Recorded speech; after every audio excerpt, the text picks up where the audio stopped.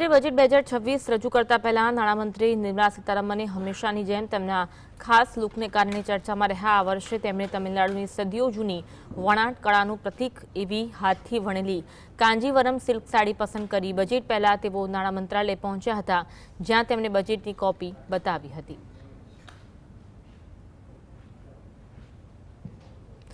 Budget રજૂ કરતા પહેલા નાણામંત્રીએ પરંપરા મુજબ રાષ્ટ્રપતિ દ્રૌપદી મુર્મુ સાથે મુલાકાત કરી હતી। મેક ઇન ઇન્ડિયા અને સ્થાનિક વણકરોને પ્રોત્સાહન આપતો તેમનો અંદાજ સોશિયલ મીડિયા પર પણ ખૂબ વખણાઈ રહ્યો છે।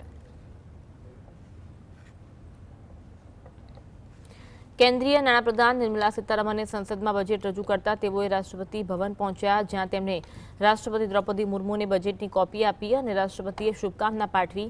જે બાદ નાણાપ્રધાન બજેટ કોપી સાથે સંસદ ભવન પહોંચ્યા હતા। તેઓ બજેટ કોપી લઈને સંસદ ભવન પહોંચ્યા હતા।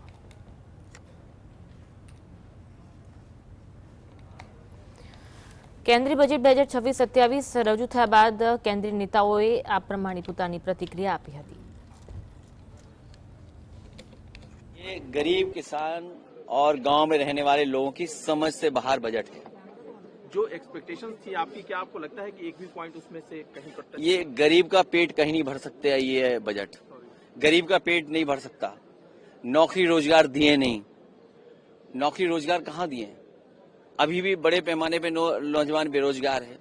सपने दिखाने वाला बजट है। वाराणसी में शिपिंग मैन्युफैक्चरिंग हब बनाने की बात कही गई। वाराणसी और आपको याद होगा जो शिप निकला था बनारस में, बिहार में जाकर के रुक गया था। उससे बड़ा सवाल यह है कि क्या गंगा की सफाई हो गई? क्या डीसिल्ट कर लिया आपने?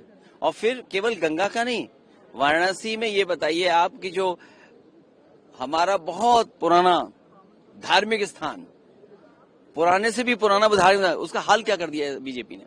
शेयर की बातें हम कम समझ पाते हैं, लेकिन बीजेपी 5% लोगों के लिए बजट बनाती है और शेयर का मसला उन्हीं 5% लोगों के साथ जुड़ा हुआ है।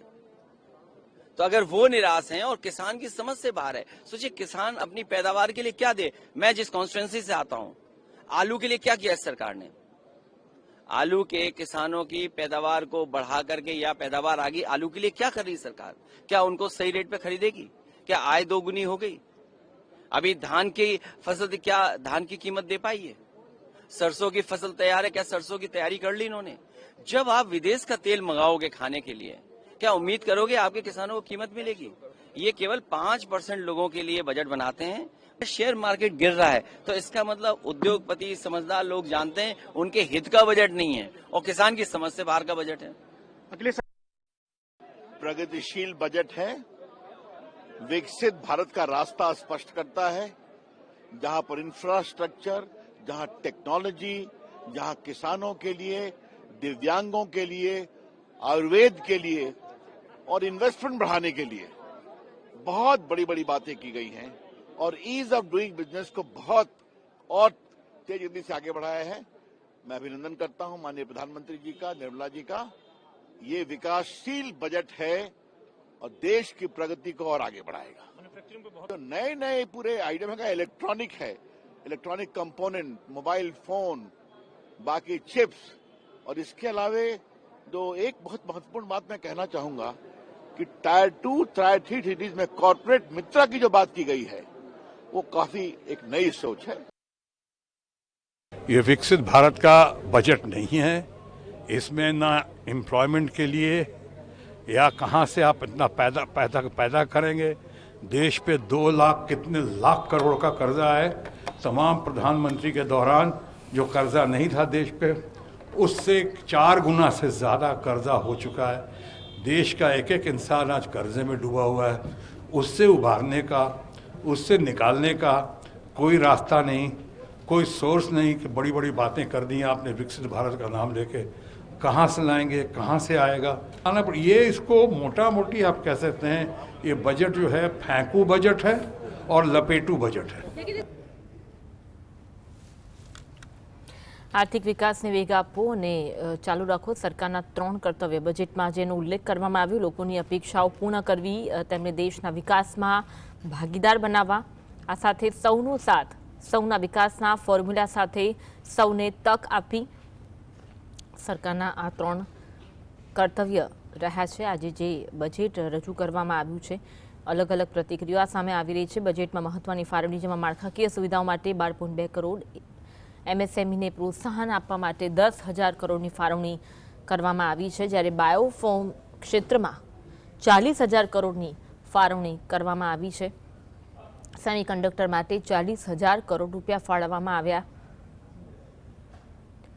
ગ્લોબલ બાયોફાર્મ સેન્ટર માટે 10,000 કરોડ ફાળવવામાં આવ્યા છે। તો આત્મનિર્ભર ભારત માટે 2,000 કરોડની ફાળવણી કરવામાં આવી છે।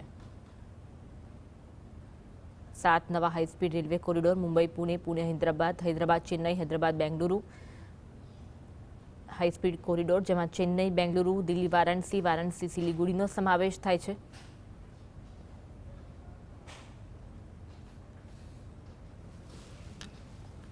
આ સાથે ઇન્ફ્રાસ્ટ્રક્ચર ક્ષેત્રે 2026-27માં માળખાગત ખર્ચ 12.2 કરોડ, ટાયર 2 અને ટાયર 3 શહેરોમાં ઇન્ફ્રાસ્ટ્રક્ચરની મજબૂતી પર ભાર મૂકવામાં આવ્યો છે। 5 લાખથી વધુ વસ્તી ધરાવતા શહેરોમાં ઇન્ફ્રાસ્ટ્રક્ચરના વિકાસ પર આ બજેટમાં ભાર મૂકવામાં આવ્યો।